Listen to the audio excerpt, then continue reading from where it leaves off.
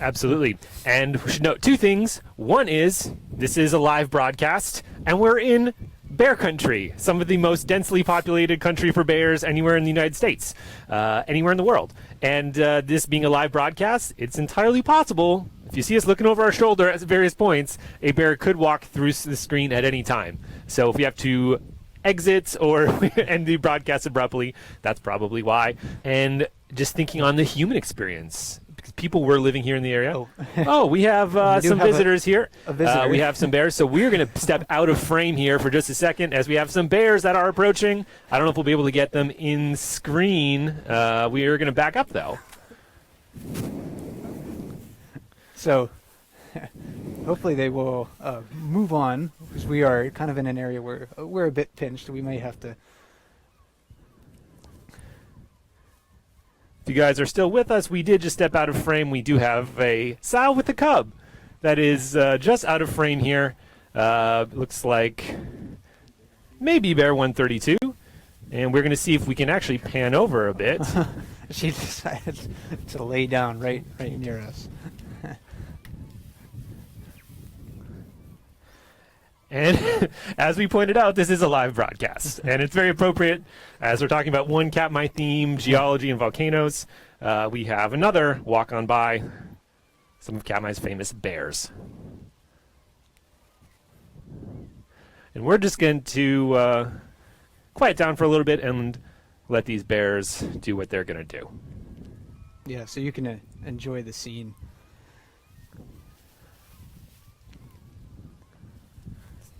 This is a mother bear and her first-year cub.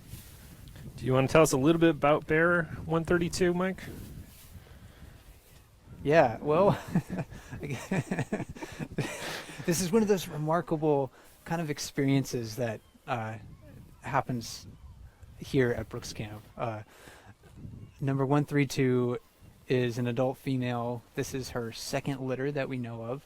She had 2 cubs at the beginning of the season. And she lost one of those cubs to an adult male that attacked her, but her surviving cub looks big and healthy. Yeah, it was quite the dramatic scene the first week in July. I believe it was July 3rd or 4th. Bear 856 Yes. attacked the spring cub, one of the spring cubs that belonged to her near the Riffles platform on the Brooks River. And mom and cub were separated for a period of probably hours. They were later reunited and seem to be doing quite well now, all things considered. Yeah, it's been a really great year for brown bears, and we were going to get to that topic eventually, but maybe we will get to that sooner rather than later. So, Andrew's just going to adjust our camera just a little bit here so you have a better view of this bear. This is one thing I do enjoy about these live broadcasts is they are live, they are unscripted. And you know, we were talking about the volcanic eruption. It attracted the interest of the scientific community. I think we'll kind of get back to that story of discovery in just a moment. But since there's a brown bear here in front of us right now, we should note that the wildlife of this area also attracted the attention of the early explorers that were coming here to explore the volcanic landscape. And in fact, Katmai National Monument, after it was established in 1918, was expanded again in 1931 to protect habitat for brown bears, moose, salmon, and other wildlife. So almost 15 years after this first became established, it was expanded to really include more of that salmon and bear habitat, including the Brooks Camp area.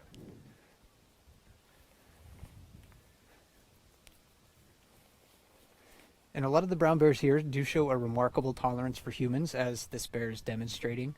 It doesn't necessarily mean that you can be close to bears in all situations and be safe. But we didn't, we were so engaged in talking, Andrew, we didn't even notice her kind of walk up on us. We did not. And it's amazing. These large animals, when they want to be, they can be very, very quiet. And it's not like we were standing there silently either. So she was not surprised by us. She probably heard us. She knew we were here and decided to approach nonetheless. And as we talked about, or you referenced Katmai being expanded in 1931, bear populations have expanded since then. You read reports about what Brooks Camp was like several decades ago. The bear population really didn't increase dramatically until the 1980s. Yeah, bears were using this area, as long as, people have been here. However, they were probably using it differently, and in lesser numbers, especially after that 1912 eruption that we were talking about. After the eruption, salmon runs collapsed, and that's not good for the brown bear population here. And bear 132 and cubs reluctant to move as Mom got up and began to walk away. But the bear population, from probably a historic low during the middle part of the first third of the 20th century to the middle part of the 20th century has really rebounded to incredible numbers, and maybe even numbers that are unprecedented ecologically. We don't really know how many bears were here, of course, 300 years ago or so. But bears started to learn to use Brooks River in large numbers, especially at Brooks Falls in the 1980s. It was increasing from the 60s into the 70s, but definitely in the 1980s. All right, so those bears have continued to move on. We're going to give them a moment. Yeah, before we to step let them outside. walk away. Yeah. Okay, here she is. Maybe we can scoot the camera this way and give everyone a perspective on... this is going to be shaky, everyone, so apologize. Let's hope no one barfs. But we'll try to give everyone a perspective. So we're standing basically behind Brooks Lodge, and we're at one of the cabins. Brooks Lodge is closed for the season right now. You can see an electric fence around it.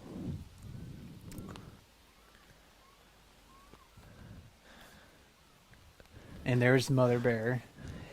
And since, Mike, we've gone slightly off topic, slightly off script, I wonder if we can answer a few of these questions, if that's okay. Yeah. Why don't we specifically about this bear. People are asking about the size of this cub of the year, this spring cub, compared to others. So this is, that term, spring cub or cub of the year, are interchangeable. It means a cub that is spending its first summer out of the den after being born. And this is a pretty healthy-looking cub for its age. Yes. And the cubs really only look small, when you see them around other bears. Yes. They're actually pretty big at this time of the year. Very large dogs. Over 60 pounds, probably on average. So it's not something necessarily that you could easily, kind of pick up and handle. When they're born, though, they're only about a pound. They go through a remarkable sort of growth rate during that first year. Yeah. And so, as we mentioned, it is very cold today. Leaves are coming off the trees. Camp is closed. The lodge that normally would be filled with visitors right now is empty, and that's why the bears are likely just hanging out here. When do we expect them to go into hibernation? So that'll be happening over probably at the end of October. We don't know precisely when. It's more of a range of time than anything else. Yeah. So end of October, more likely November for most of these bears.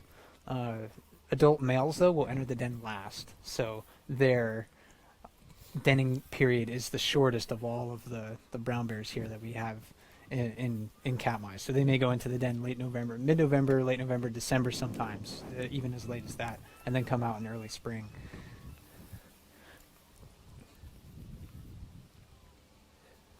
So again, if you're just joining us, my name is Mike Fitz. I am a Bear Cam Fellow with Explore.org. And my name is Andrew LaValle. I'm a park ranger here in Katmai National Park and Preserve, and this is a live chat here on the Bear Cams. We are talking about Katmai's Centennial. It's Katmai National Park's 100th birthday today. First became a national monument September 24th, 1918. And as we were talking about this momentous occasion, we had Bear 132 and her spring cub approach us on screen. So if you needed any proof that what we're doing is live, here's one example. Yeah, this is again, Brooks River is one of the more remarkable places in the park. Significant for its brown bears, its human history as well. We're kind of just the most recent culture to call this place home. This is true. The Supiaq-Alutiiq people have been living here for thousands of years. And it looks like 132 might be moving away. Or you might hear some rustling going on, and that's just a plastic bag that we have to try to protect our equipment from the weather. Because it is raining pretty steadily this morning. And as 132 does move away, it may allow us an opportunity to go back on camera here. I'm sure the bear is more interesting than our faces, but she is probably just going to cut through this area and move to the beach. And there goes Bear Tech Eric. He's one of our bear management rangers. He's probably going to follow her for a little bit just to make sure she heads out of the area and it's clear for us to get back on camera. All right, so that was an exciting interlude, I think. That was a lot. That was exciting to say the least. Yeah. I might go stand over there, Mike, if you want to get the camera back in place. Yeah, sounds great.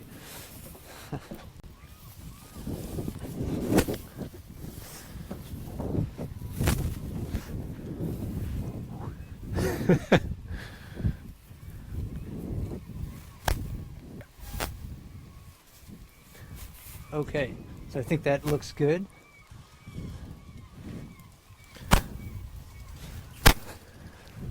All right. Well, you never know what's going to happen during a live chat on the Bear Cam.